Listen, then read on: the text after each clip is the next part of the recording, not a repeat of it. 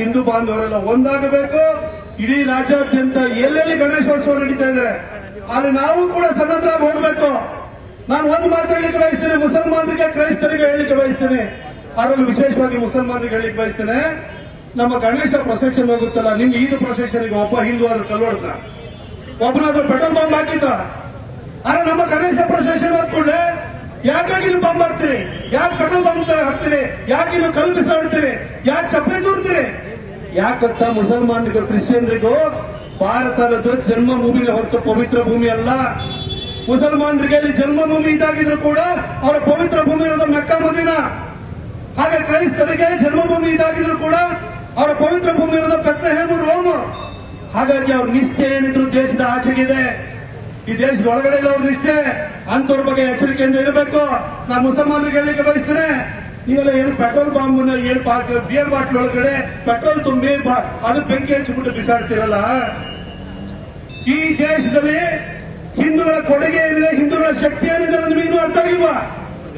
ಅಣ್ವಸ್ತ್ರಗಳನ್ನ nuclear bomb ಮಾಡಿರುವಂತ ಹಿಂದೂಗಳಿಗೆ ಈ ಗುಜರಿ ಟಾಂಗಾದವ್ರು ಮಾಡುವಂತ ಪೆಟ್ರೋಲ್ ಬಾಂಬ್ ಮಾಡಕ್ಕಾಗಲ್ಲ. ನಮಗೆ ಚಂದ್ರನ ಸೌತ್ ಪೋಲ್ಗೆ ಜಗತ್ತಿನ ಯಾವ ದೇಶನೂ ಕೂಡ ತನ್ನ ಅಂತರಿಕ್ಷ ನೌಕೆಯನ್ನು ತಗೊಂಡೋಗಿ ಲ್ಯಾಂಡ್ ಮಾಡ್ಲಿಕ್ಕಾಗಲಿಲ್ಲ. ಅಲ್ಲಿಗೆ ಹೋಗಿ ಸೌತ್ ಪೋಲ್ಗೆ ನಮ್ಮ ನೌಕೆಯನ್ನು ಲ್ಯಾಂಡ್ ಮಾಡ್ತೀವಿ ನಾವು, ಚಂದ್ರಯಾನದ ಮುಖಾಂತರವಾಗಿ ಲ್ಯಾಂಡ್ ಮಾಡುವಂತವರಿಗೆ ಕಲ್ಲು ಬಿಸಾಡಕ್ಕೆ ಬರಲ್ಲ ಅಂತ ತಿಳಿದಿದ್ರೆ ನೀವು. ಅದೇ ರೀತಿ ಪ್ಯಾಲಿಸ್ಟಿಕ್ ಮಿಸೈಲ್ಗಳನ್ನ ಖಂಡಾಂತರ ಕ್ಷಿಪಣಿಗಳನ್ನ ಮಾಡಿರುವಂತವರಿಗೆ ಹಿಂದೂಗಳಿಗೆ ನಿಮ್ಮ ಈ ಒಂದು ಪೆಟ್ರೋಲ್ ಬಾಂಬ್ಗಳನ್ನ ಮಾಡಕ್ಕಾಗಲ್ಲ ಅಂತ ತಿಳ್ಕೊಂಡಿರಲಿಲ್ಲ. ಹಾಗೆ ಇಡೀ ಸಾಫ್ಟ್ವೇರ್ ಇಂಡಸ್ಟ್ರಿ, ಜಗತ್ತಿನ ಸಾಫ್ಟ್ವೇರ್ ಇಂಡಸ್ಟ್ರಿನ ರೂಲ್ ಮಾಡ್ತಿರುವಂತ ಹಿಂದೂಗಳಿಗೆ ಬಿಯರ್ ಬಾಟ್ಲ್ ಒಳಗಡೆ ಪೆಟ್ರೋಲ್ ತುಂಬಿಟ್ಟು ಬಿಸಾಡಕ್ ಬರಲ್ಲ ಅಂತ ತಿಳ್ಕೊಂಡಿದ್ದೀರಾ. ನಮಗೂ ಬಿಸಾಡಕ್ ಬರುತ್ತೆ. ನಾವು ನ್ಯೂಕ್ಲಿಯರ್ ಬಾಂಬ್ ಮಾಡಿರುವಂತವರಿಗೆ, ಬ್ಯಾಲಿಸ್ಟಿಕ್ ಮಿಸೈಲ್ ಮಾಡಿರುವಂತವರಿಗೆ, ಸಾಫ್ಟ್ವೇರ್ ಇಂಡಸ್ಟ್ರಿಯನ್ನು ರೂಲ್ ಮಾಡಿರೋರಿಗೆ ಈ ಗುಜರಿಗಳು ಟಾಂಗಾಗಳು ಮಾಡುವಂತ ಕೆಲಸ ಬರಲ್ಲ ಅಂತ ತಿಳ್ಕೊಳ್ಬೇಡಿ. ಆದ್ರೆ ಹಿಂದೂಗಳು ಯಾವತ್ತು ರೊಚ್ಚಿಗೆಳ್ದು ನಿಂತ್ಕೊಳ್ತಾರೋ ಅವತ್ತು ಪ್ರತಿಯೊಬ್ಬ ಹಿಂದೂ ಇನ್ನು ಗಣೇಶ ಪ್ರೊಸೆಷನ್ ಮೇಲೆ ನೀವು ಕಲ್ಲು ಬಿಸಾಡ್ತಿರಲ್ಲ, ಪ್ರತಿಯೊಬ್ಬ ಹಿಂದೂ ಒಂದು ಕೈಯಲ್ಲಿ ಒಂದು ಕಲ್ಲು ಇಟ್ಕೊಂಡ್ರೆ ನಿಮ್ಮ ಕಥೆ ಏನಾಗುತ್ತೆ ಅಂತ ನಿಮ್ಗೆ ಗೊತ್ತಿದೆಯಾ? ಆದ್ರೆ ನಮ್ಮ ಹಿಂದೂ ಬಾಂಧವರನ್ನ ಕೇಳ್ಕೊಳ್ಳಿಕ್ ಇಷ್ಟಪಡ್ತೀನಿ. ಇಲ್ಲಿವರೆಗೂ ಶಾಂತಿ ಪ್ರಿಯರು ಅಂತ ಪಟ್ಟ ಸಾಕುರಿ. ಆ ಗಾಂಧೀಜಿಯವರ ಪ್ರಕಾರವಾಗಿ ನೀವು ಶಾಂತಿ ಪ್ರಿಯರು ಅಂತ ಪಟ್ಟ ತಗೊಳಕ್ ಹೋಗ್ಬೇಡಿ. ಇರೋದೇ ಒಂದು ದೇಶ, ಈ ಒಂದು ದೇಶವನ್ನು ಉಳಿಸ್ಕೊಳ್ಬೇಕು ಅಂತ ಹೇಳಿದ್ರೆ ನಾವು ಕೂಡ ಧರ್ಮ ರಕ್ಷಿತ ಅಂತ ಹೇಳ್ತೀವಿ. ಧರ್ಮವನ್ನು ನಾವು ರಕ್ಷಣೆ ಮಾಡಿದ್ರೆ ಅದು ನಮ್ಮ ರಕ್ಷಣೆ ಮಾಡುತ್ತೆ. ಹಾಗಂತ ಮನೆಯಲ್ಲಿ ಕೂತ್ಕೊಳ್ಬೇಡಿ. ಇಲ್ಲಿರೋರ್ಗು ನಾನು ಹೇಳ್ತೀನಿ, ನಾನ್ ಗೌಡ, ನಾನ್ ಲಿಂಗಾಯತ, ನಾನ್ ಕುರುಬ, ನಾನ್ ಎಸ್ಸಿ, ನಾನ್ ಎಸ್ಟಿ, ಈ ದರಿದ್ರ ಜಾತಿ ಮನಸ್ಥಿತಿನ ಬಿಟ್ಟು ಹಿಂದೂಗಳಾಗಿ ಫಸ್ಟ್ ಒಗ್ಗಟ್ಟಾಗಿ ನೀವು ಬೇಕಾಗಲ್ಲ. ಇನ್ನಾದ್ರೂ ಕೂಡ ಮುಸಲ್ಮಾನರಲ್ಲೂ ಕೂಡ 3 ಜಾತಿ ಇದಾವಲ್ಲಿ. ಶೇಖ್ ಇದೆ, ಸೈಯದ್ ಇದೆ, ಶಿಯಾ ಇದೆ, ಸುನ್ನಿ ಇದೆ, ಮೊಘಲ್ ಇದೆ, ಪಠಾಣ್ ಇದೆ, ಅವರಲ್ಲೂ ಕೋಜ ಇದೆ, ಬೋರಾ ಇದೆ, 3 ಜಾತಿಗಳಿದ್ದಾವೆ. ಅದರಲ್ಲೂ ಕೇರಳದವರಿಗೆ, ಆ ಮಲಯಾಳ ಮಾತಾಡೋರಿಗೆ ಹೇಳ್ಕೊಡೋದೇ ಇಲ್ಲ ಅವರಿಗೆ, ಅವರಲ್ಲೂ 3 ಜಾತಿ ಇದೆ. ಆದ್ರೆ ಧರ್ಮದ ವಿಚಾರ ಆದ್ರೆ ಒಟ್ಟಿಗೆ ಬಂದು ನಿಂತ್ಕೊಳ್ತಾರೆ ಇಲ್ವಾ?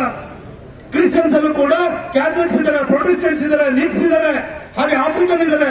ಅದೇ ರೀತಿಯಲ್ಲಿ ಆರ್ಥೋಡಾಕ್ಸ್ ಕ್ರಿಶ್ಚಿಯನ್ಸ್ ಇದ್ದಾರೆ, ಸಿರಿಯನ್ ಆರ್ಥೋಡಾಕ್ಸ್ ಇದ್ದಾರೆ, ಅವರಲ್ಲೂ 100 ಜಾತಿ ಇದಾವೆ. ಕಾನೂನಿನಲ್ಲಿ ಕನ್ವರ್ಟ್ ಆಗಿರೋರಿಗೆ ಯಾರ ಜಾತಿ ಮದುವೆ ಮಾಡ್ಕೊಳ್ತಾರ, ಅಲ್ಲೂ ಡಿಫ್ರೆನ್ಸಸ್ಗಳಿದೆ. ಆದ್ರೆ ಅವ್ರ ಧರ್ಮ ಅಂತ ಬಂದಾಗ ಎಲ್ಲರೂ ಒಟ್ಟಿಗೆ ನಿಂತ್ಕೊಳ್ತಾರೆ. ಆದ್ರೆ ನೀವ್ ಯಾಕೆ ಯಾವಾಗಲೂ ಕೂಡ ಗೌಡ ಆಗಿರ್ತೀರಿ, ಕುರುಬ ಆಗಿರ್ತೀರಿ, ನಾಯಕ ಆಗಿರ್ತೀರಿ, ಬ್ರಾಹ್ಮಣ ಆಗಿರ್ತೀರಿ, ಲಿಂಗಾಯತ ಹಾಕಿರ್ತೀರಿ? ಎಲ್ಲರೂ ಕೂಡ ಹಿಂದೂಗಳಾಗಿರುವಂತದನ್ನು ಕಲಿದೆ. ಆವಾಗ ನಮ್ಮನ್ನು ಯಾರು ಕೂಡ ಟಚ್ ಮಾಡಕ್ಕಾಗಲ್ಲ. ಈ ಒಂದು ಗಣೇಶ ಪ್ರೊಸೆಷನ್ಗಳ ಮೇಲೆ ಇಡೀ ರಾಜ್ಯಾದ್ಯಂತ ಆಗ್ತಿರುವಂತಹ ಅವ್ಯಾಹತ ದಾಳಿಯನ್ನ ನೋಡಿ ಅದನ್ನು ಕೂಡ ಹಿಂದೂಗಳು ಎಚ್ಚೆತ್ತುಕೊಂಡು ಒಗ್ಗಟ್ಟಾಗುವಂತದನ್ನ ಕಲಿದೆ. ನೀವೆಲ್ಲ ಒಗ್ಗಟ್ಟಾದ್ರೆ ಸಾಕು. ಅದೇ ನಾವು ಒಗ್ಗಟ್ಟಾಗಿದ್ದೀವಿ ಅನ್ನೋ ಒಂದು ಸಂದೇಶ ಹೊರಟೋದ್ರೆ ಸಾಕು. ನಮ್ಮನ್ನು ಯಾರು ನಮ್ಮ ತಂಟೆಗೆ ಬರುವಂತ ಕೆಲಸ ಮಾಡಲ್ಲ.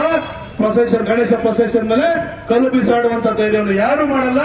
ಅದಕ್ಕೋಸ್ಕರ ನಾನು ಈ ಒಂದು ಸಭೆ ಮುಖಾಂತರವಾಗಿ ಕರೆ ಕೊಡ್ತೀನಿ. ಹಿಂದೂ ಬಾಂಧವರು ಇನ್ನಾದರೂ ಕೂಡ ತಮ್ಮ ಜಾತಿಯನ್ನು ಬಿಟ್ಟು ಒಂದಾಗುವಂತ ಕೆಲಸವನ್ನು ಮಾಡಿ ಒಗ್ಗಟ್ಟಾಗಿ ನಿಂತ್ರೆ ನೀವೇನೂ ಮಾಡಬೇಕಾಗಿಲ್ಲ. ಆ ಒಗ್ಗಟ್ಟಿನಲ್ಲೇ ಬೇರೆಯವ್ರಿಗೆ ಎದುರಲ್ಲೂ ಕೂಡ ಭಯ ಅನ್ನೋದು ಕೂಡ ಹುಟ್ಟುತ್ತೆ ಅಂತ ಹೇಳಿ ನಾನು ಈ ಸಂದರ್ಭದಲ್ಲಿ ವಿನಮ್ರವಾಗಿ ಹೇಳ್ತಾ, ಒಂದು ಹಿಂದೂ ಪರ ಸಂಘಟನೆಗಳೆಲ್ಲ ಒಟ್ಟಿಗೆ ಸೇರಿ ಇಲ್ಲಿ ಪ್ರೊಟೆಸ್ಟ್ ಮಾಡೋದಕ್ಕೆ ನೀವೆಲ್ಲ ಈ ಜನನ ಆಯೋಜನೆ ಮಾಡಿದ್ರಿ. ನಿಮ್ಮಂತವ್ರು ಇರಬೇಕು, ಇಲ್ಲಿ ಹೋರಾಟವನ್ನು ಮಾಡಬೇಕು. ಇದೇ ರೀತಿಯಲ್ಲಿ ವೈಶಾಖ ದಸರದ ವಿಚಾರದಲ್ಲೂ ಕೂಡ ಸತತವಾಗಿ ನಾನು ಹೋರಾಟವನ್ನು ಮಾಡ್ಕೊಂಡು ಬಂದೆ. ಆ ಒಂದು ಅನಿಷ್ಟ ಪದ್ಧತಿಯನ್ನ ಅದನ್ನು ನಿಲ್ಲಿಸೋದಕ್ಕೋಸ್ಕರವಾಗಿ 2019ರಿಂದ ಸೋಮಣ್ಣವರ ನೇತೃತ್ವದಲ್ಲಿ ನಿಲ್ಲಿಸಿತು. ಅದನ್ನು ಮತ್ತೆ ಮರುಕಳಿಸುವಂತದ್ದು ಆಗ್ತಾ ಇರ್ತದೆ. ನೀವೆಲ್ಲ ಒಟ್ಟಿಗೆ ಇದ್ರೆ ಚಾಮುಂಡಿ ತಾಯಿ ಭಕ್ತರೆಲ್ಲ ಒಟ್ಟಿಗೆ ಆಯ್ತು ಅಂತಂದ್ರೆ ಮಹಿಷ ಭಕ್ತರು ಓಡಾಡ್ತಾರೆ. ಅದಕ್ಕೂ ಕೂಡ ನೀವೆಲ್ಲರೂ ಸನ್ನದ್ರಾಗಬೇಕು. ಬರೀ ತಾಯಿ ಚಾಮುಂಡಿ ಬೆಟ್ಟಕ್ಕೆ ಹೋಗ್ಬಿಟ್ಟು ಅವ ಹಾಕ್ಕೊಡು ಇಟ್ಕೊಡು ಅಂತ ಹೇಳ್ಬಿಟ್ಟು ಬರೀ ಕೇಳ್ಕೊಂಡ್ಬರೋದಲ್ಲ. ಅಲ್ಲಿ ಹುಂಡಿಗೆ ಹೋಗಿ ನಿಮ್ಮ ಹತ್ರ ಕೈಲಾದದನ್ನ ದೇಣಿಗೆ ಹಾಕೋದ್ರಿಂದ ತಾಯಿ ಮೆಚ್ಚುತ್ತಾಳೆ ಅಂತ ಅನ್ಕೊಳ್ಬೇಡಿ. ತಾಯಿಗೆ ಅವಮಾನ ಆಗ್ಬೇಕಾದ್ರೆ ಎಲ್ಲ ಬಾಯಿ ಮುಚ್ಕೊಂಡು ಕೂತಿರ್ತೀರಿ. ಇನ್ನಾದ್ರೂ ಕೂಡ ಬಾಯಿ ಬಿಡುವಂತದನ್ನ ಒಟ್ಟಾಗುವಂತದನ್ನ ಕಲ್ತ್ಕೊಳ್ಳಿ. ಬರೀ ತಾಯಿ ಹತ್ರ ಹೋಗಿ ಕೈ ಮುಗಿ ತನಗೆ ಅವ ಹಾಕೊಡು ಇಟ್ಕೊಡು ಅಂತ ಕೇಳೋದಕ್ಕೆ ನಿಮಗೆ ಯಾರಿಗೂ ನೈತಿಕ ಹಕ್ಕು ಇರೋದಿಲ್ಲ. ತಾಯಿಗೆ ಅವಮಾನ ಆಗ್ತಿರ್ಬೇಕಾದ್ರೆ ನೀವು ಕೈ ಕಟ್ಟಿ ಕೂತಿದ್ರೆ ನಿಮಗೆ ತಾಯಿ ಹತ್ರ ಹೋಗಿ ನಿಂತ್ಕೊಂಡು ಕೈ ಮುಗಿಯುವಂತ ನೈತಿಕ ಹಕ್ಕು ನಿಮ್ಗೆ ಇರೋಲ್ಲ ಅಂತ ಹೇಳಿ ನಿಮಗೂ ಕೂಡ ಕಟುವಾಗಿ ನಾನು ನಿಮ್ಗೆ ಹೇಳಲಿಕ್ಕೆ ಬಯಸ್ತೀನಿ. ಬಂಧುಗಳೇ, ಇನ್ನು ಮುಂದೆ ನಮ್ಮ ದೇಶ ಇರ್ಬೋದು, ಧರ್ಮ ಇರ್ಬೋದು, ಪ್ರತಿಯೊಂದು ವಿಚಾರ, ಯಾವುದೇ ವಿಚಾರ ಆದ್ರೂ ಕೂಡ, ಏನೇ ಒಂದು ಸಣ್ಣ ಅಪಚಾರ ಆದ್ರೂ ಕೂಡ ನಾವು ಹಿಂದೂಗಳೆಲ್ಲ ಒಗ್ಗಟ್ಟಾಗಿ ಇರೋಣ ಅಂತ ಹೇಳಿ ಕರೆ ಕೊಡ್ತಾ ನಾನು ಮಾತನ್ನು ಮುಗಿಸ್ತೀನಿ. ಬೋಲೋ ಭಾರತ್ ಮಾತಾ ಕಿ. ಈ ಕರೆಗೆ